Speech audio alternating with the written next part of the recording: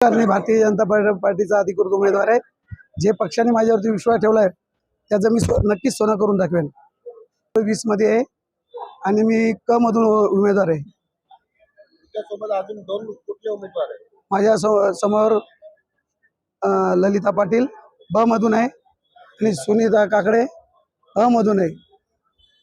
येणाऱ्या याच्यामध्ये पहिला विषय तर आमचा असेल का डम्पिंगचा।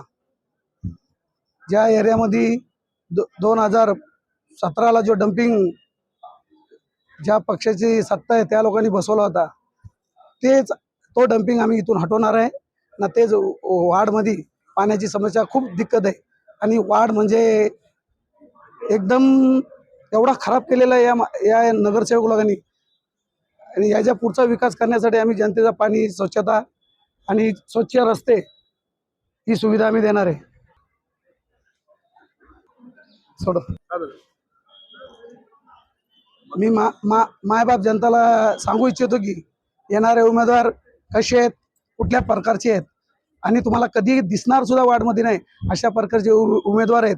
आणि तुम्हाला कधी ते उमेदवार रोडवरती दिसणार पण नाही, तुम्हाला त्यांच्या ऑफिसला जाऊन उभा राहील।